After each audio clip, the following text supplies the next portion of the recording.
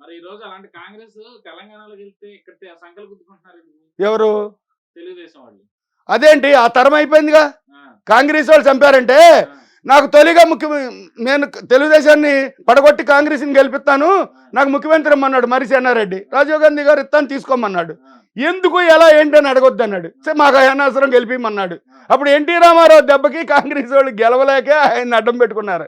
ఆయన ఏం చేశాడు, మనలో ఒక సింహాన్ని పులినో ఏదో ఈయన ఏదో అయితే అది ఈయన తీసేస్తే అడ్డం వాళ్ళ మీద బురద వేయచ్చు అనుకున్నారు, ప్లాన్ చేసుకున్నారు. దాంట్లో మా దివతాలుగా మన బుద్ధప్రసాద్ తండ్రిది కూడా ఉంది, నేను కోటేశ్వరరావు గారిది ఉంది, అప్పుడు కాంగ్రెస్ సిరస్ రాజు గారిది ఉంది, మొదటి పాత్ర ఆయనదే. ఆయన కొట్టాడులే అసెంబ్లీలో రంగా గారు. ఇంకా మరి చెన్నారెడ్డి గారు ఇంకెవరో వగేరా వగేరా వగేరా ఎస్ట్ 3 మంది హస్తాలు ఉన్నాయి. ఫస్ట్ హస్తాలన్నీ కాంగ్రెస్. 1, 2 ఏదైనా ఉంటే ఏదో తెలుగుదేశం ఎవరన్నా హోమ్ మినిస్టర్ కోడెల శివప్రసాద్ ఉండొచ్చు. చాలా తప్పు. నెహ్రూను రంగా ఫ్రెండ్స్ అండి. వాళ్ళిద్దరూ పల్లెల్లో అన్నం తిన్నవాళ్ళు.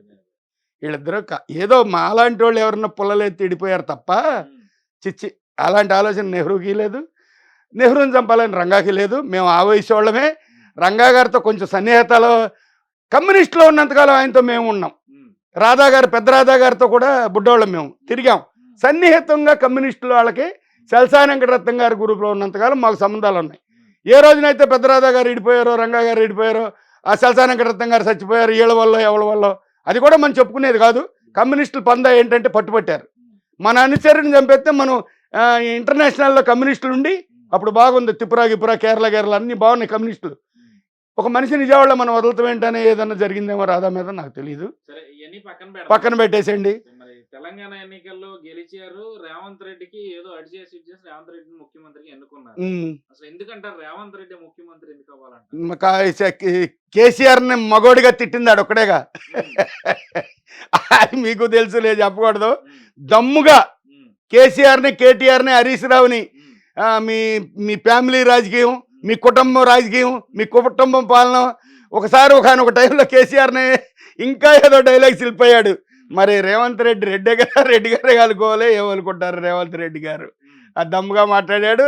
సరే అతనికే ఖాయం చేద్దామని సోనియా అనుకుని ఉంటుంది, లేకపోతే ఖర్గే అనుకుని ఉంటాడు.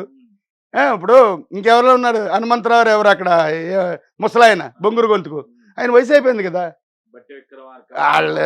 వాళ్ళ పవర్కి మళ్ళీ వీళ్ళు కేటీఆర్ హరీష్ రావు తొక్కేస్తారు.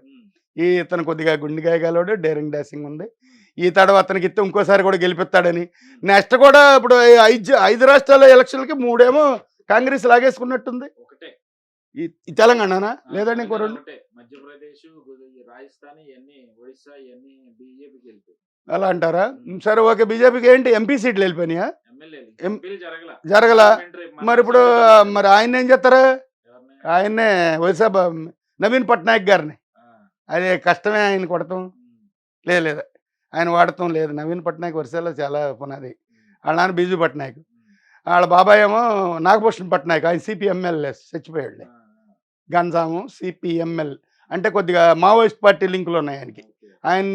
ఆయనకైనా అనారోగ్యంగా చచ్చిపోయాడు. ఆ నాగభూషణ్ పట్నాయక్ను మా సలపల్లి శ్రీనివాసరావుకి లింకులు ఉండేయంట. ఈ సముద్రంలో పడి ఇటు వచ్చేవాడు మీటింగ్లు చెబుతాక అవినిగడ్డ రేత్రి 1 గంట చేరేవాడు.